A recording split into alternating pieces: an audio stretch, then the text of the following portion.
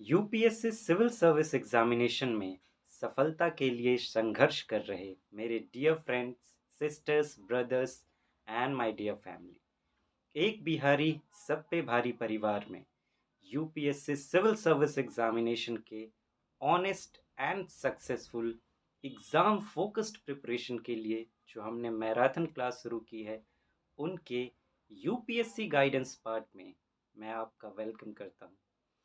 Friends, आपको याद होगा कि पिछली क्लास में हमने बातें की थी कि आपका जो मेंस एग्जामिनेशन होता है उसके लिए आपको किस तरीके से स्टडी करना चाहिए, स्टडी स्किल क्या होनी चाहिए मेंस को लेकर।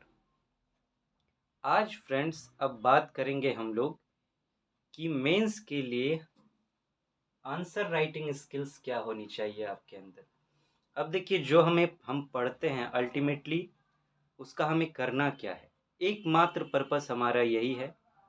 अब ये मेंस की बात कर रहे हैं तो मेंस को लेकर बात करते हैं कि जो हमारा मेंस एग्ज़ाम होगा उसमें जो क्वेश्चंस पूछे जाएंगे उनके हम उस तरीके से आंसर्स दे सकें जिस तरीके से क्वेश्चंस पूछे गए हैं। एकमात्र हमारे पढ़ने का यही पर्पस होना चाहिए as far as UPSC examination is concern. तो आंसर राइटिंग की बात करें फ्रेंड्स मेंस को लेकर, तो आपके अंदर उसे निभाने के लिए कुछ एबिलिटीज़ होनी चाहिए कि वो जो आपका एग्ज़ामिनेशन का शेड्यूल होगा उसमें जो उसकी ज़रूरतें होंगी, तो वो आपसे कुछ एक्सपेक्ट करता है, चाहता है कि आप उसके ज़रूरतों को निभाएं। तो उन ज़रूरतों को निभाने के लिए उसके आंसर्स, क्वेश्चंस के आंसर्स देने के लिए आपको कुछ एबिलिटीज़ की ज़रूरत पड़ेगी। तो आइए देखते हैं वो एबिलिटीज़ क्या है। हम लोग बिल्कुल स्टेप बाय स्टेप चलेंगे। जैसे कि क्वेश्चंस पेपर आपके सामने है, क्वेश्चन आपके सामने है और वहाँ पे आपको जिस तरीके से परफॉर्म करना है उस तरीके से स्टेप बाय स्टेप हम लोग चलेंगे। सबसे पहले पहला जो एबिलिटी आप में होना चाहिए वो है understanding of questions including keywords. Question आपके सामने है, सबसे पहले आपको क्वेश्चन को समझना होगा इंक्लूडिंग कीवर्ड्स, कीवर्ड्स के साथ। ये कीवर्ड्स बहुत इंपॉर्टेंट हैं। ये कीवर्ड्स क्या हैं? वो जो वर्ड्स आते हैं discuss, critically analyse, examine, explain, do you agree, ये सब जो चीज़ें हैं यही हैं कीवर्ड्स। यही वो बताते हैं कि जो क्वेश्चन आपके सामने है उसका आप आंसर जो है किस तरीके से डिज़ाइन करेंगे, आंसर का स्ट्रक्चर क्या होगा। तो क्वेश्चन के साथ साथ क्वेश्चन किस तरीके से पूछा गया है, क्वेश्चन का एंगल क्या है, कीवर्ड्स की भी अच्छी समझ आप में होनी चाहिए। मैं समझ की बात कर रहा हूँ, ध्यान दीजिएगा। अंडरस्टैंडिंग की बात कर रहे हैं हम लोग, सिर्फ इंफॉर्मेशन की नहीं। अब चलिए फ्रेंड्स दूसरी बातें करते हैं। अब देखिए, अभी हम सरफेस लेवल पर सिर्फ उन एबिलिटीज़ को देख रहे हैं जो आप में होनी चाहिए। फिर इन सब पर एक एक कर कर हम लोग डिटेल में बातें करेंगे रेगुलर क्लासेस में। आज मैं कोशिश करूंगा कि कम से कम एक के बारे में डिटेल में बात करें हम लोग प्रैक्टिकली। पहले देख लेते हैं कि सारे कौन कौन से एबिलिटीज़ आपके अंदर होने चाहिए और थोड़े बहुत मैं उन्हें एक्सप्लेन भी करने की कोशिश करूंगा, लेकिन इन सब पर हम डिटेल में बात करेंगे क्योंकि ये मोस्ट इम्पॉर्टेंट पार्ट है। अगर आपके यूपीएससी एग्ज़ाम की बात करूं तो उसे क्लियर करने की बात करें तो दूसरा जो है फ्रेंड्स वो है नॉलेज ऑफ वर्ड लिमिट। इसे पढ़कर आपको लगेगा कि बस वो वर्ड लिमिट की 150 वर्ड में लिखना है आपको या 250 शब्दों में लिखना है, यही दो शब्दों पर क्वेश्चन अब आते हैं। पहले 200 शब्दों में भी आते थे, अब वो बंद हो गया है। तो ये सिर्फ वही नहीं है। नॉलेज ऑफ वर्ड लिमिट का मतलब ये है, अगर मैं अभी शॉर्ट में बात करूं तो आप जानते हैं कुछ क्वेश्चंस होते हैं जो 150 शब्दों में लिखने होते हैं, कुछ 250 शब्दों में लिखने होते हैं। वो डिपेंड करता है दो चीज़ों पर। एक तो आपका वर्ड लिमिट तो है ही, लेकिन उसमें किस तरीके से आपको कंटेंट्स डालने हैं, किस तरीके से चीज़ें लिखनी है, वो डिपेंड करेगा कीवर्ड पर।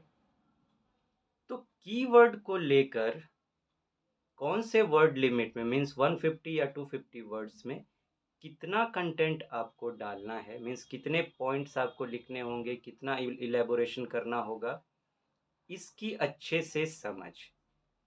क्योंकि मान लीजिए 150 शब्दों में लिखना है, ठीक है, आपके दिमाग में ये सब चीज़ें नहीं है कि मुझे कितने शब्दों में लिखना है, तो आप करेंगे कि आप लिखना शुरू कर देंगे डायरेक्ट, और पता चला कि वर्ड लिमिट पूरा हो गया लेकिन आपका आंसर कंप्लीट नहीं हुआ है, या फिर वर्ड लिमिट पूरा भी नहीं हुआ और आपका आंसर कंप्लीट हो गया। दोनों केस सिनेरियो हो सकता है।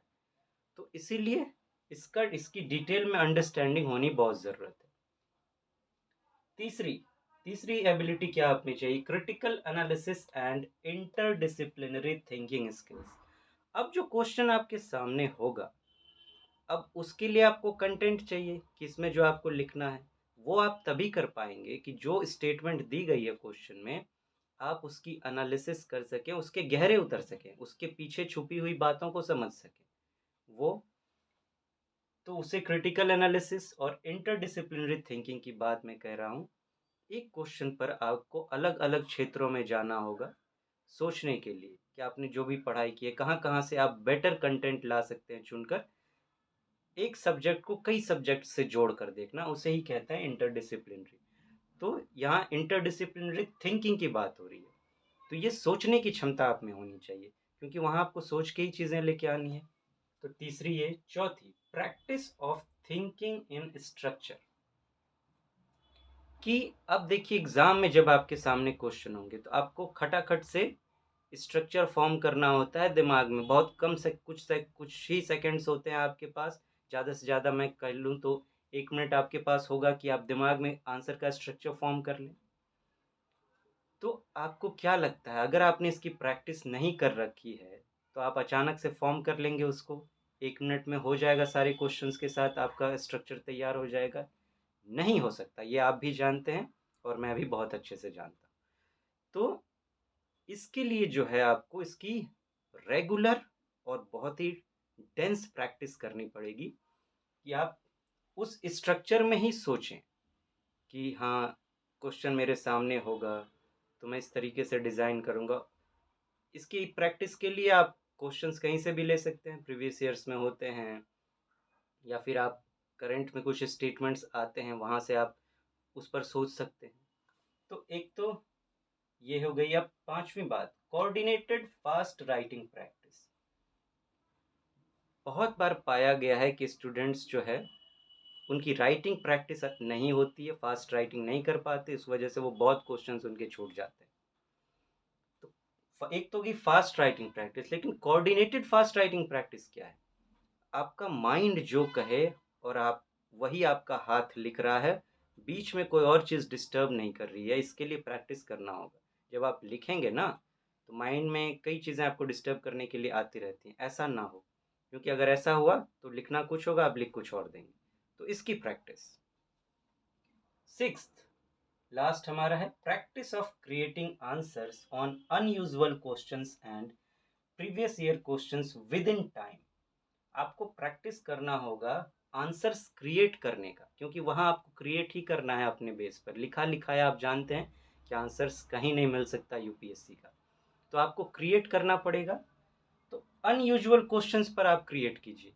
न्यूज़पेपर्स पढ़ रहे हैं, आर्टिकल्स में बीच बीच में कुछ अनयूजुअल स्टेटमेंट्स आ जाते हैं कि उन्होंने ऐसा कहा या ये ऐसा है, उस पर सोचने की कोशिश कीजिए कि इसके पीछे क्या क्या बातें छुपी हुई हैं। उस पर आप उन स्टेटमेंट्स पर एक क्वेश्चन के रूप में उन्हें ले लीजिए, उन पर आंसर क्रिएट करने की कोशिश कीजिए। साथ ही साथ आप, तो ये अनयूजुअल हो जाएंगे। ऐसा करना क्यों ज़रूरी है, अनजाने पर करना क्यों ज़रूरी है? क्योंकि वहाँ जो क्वेश्चंस आएंगे वो अनजाने किस्म के ही आएंगे। टॉपिक आपका जाना हुआ होगा लेकिन क्वेश्चन की जो डिज़ाइनिंग होगी वो अनजाना होगा। साथ ही आप प्रीवियस ईयर्स के क्वेश्चंस जो हैं उन पर भी आंसर क्रिएट करने की सोच सकते हैं, थिंकिंग प्रैक्टिस। लेकिन करना क्या है, विद इन टाइम। जितने टाइम में आपको वहाँ लिखना है एग्ज़ाम में, 7-8 मिनट की बात होती है, उसी टाइम फ्रेम में आपको ये करना पड़ेगा। इसकी प्रैक्टिस आपकी अच्छी होनी चाहिए। जब ये 6 हो जाएगी तब आप जाकर सच्चे कॉम्पिटिटर बन पाएंगे मेंस के। ये देखने में आपको बहुत बड़ा लग रहा है, बहुत ज़्यादा कॉम्प्लेक्स लग रहा है, लेकिन बिल्कुल आप इसको उस तरीके से लेके मत चलिए।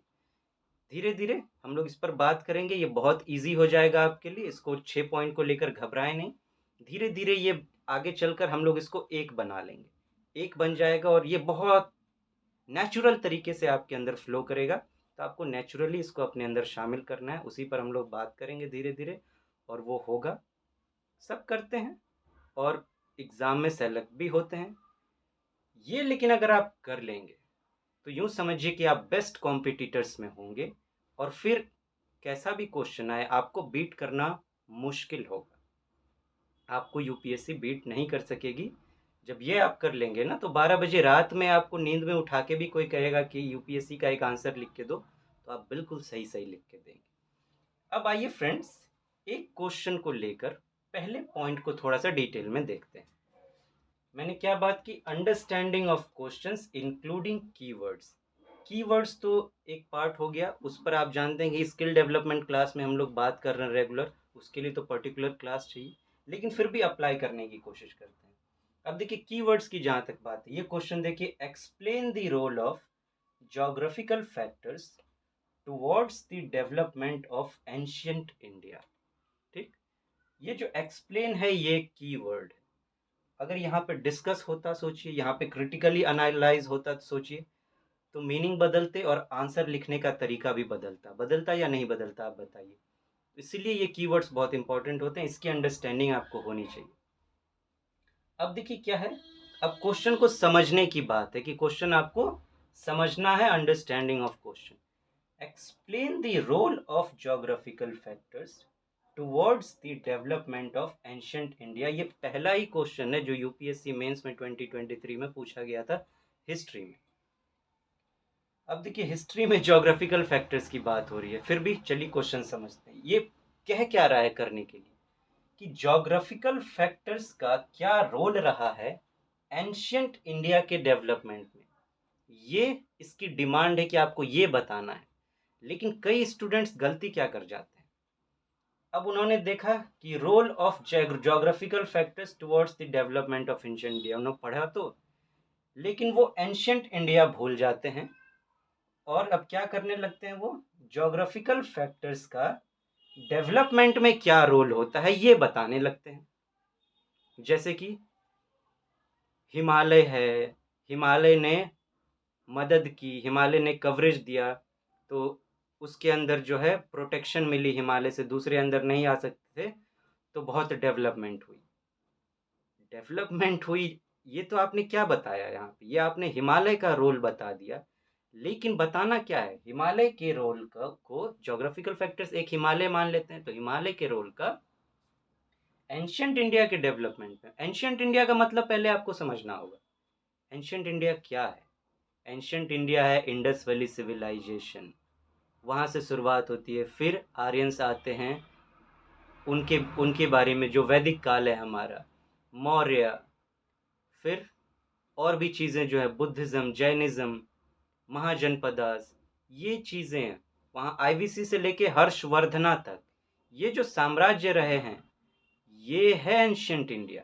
तो आपको इन्हें भी तो कोट करना पड़ेगा ना, जैसे कि हिमालय से इंडस वैली सिविलाइजेशन के ग्रोथ में कैसे मदद मिली, डेवलपमेंट में कैसे मदद मिली। आप ऐसा कोई एग्जाम्पल कोट कीजिए, वो ये पूछ रहा है। लेकिन स्टूडेंट्स गलती क्या कर जाते हैं, अब हिमालय के बारे में बताने लगे, वो मदद कैसे करेगा, नदियों के बारे में बताने लगते हैं कि नदियों से जो है यातायात आसान हो जाता है, ज़्यादा ट्रेडिंग हो पाती है। तो आप सिर्फ ज्योग्राफिकल फैक्टर्स का रोल बता रहे हैं, एंशंट इंडिया में ज्योग्राफिकल रोल का, ज्योग्राफिकल फैक्टर्स का क्या रोल है ये नहीं बता रहे हैं। तो यही अंडरस्टैंडिंग में गलती हो जाती है। इसके लिए आपको प्रैक्टिस करना पड़ेगा और क्वेश्चंस को अच्छे से समझना पड़ेगा।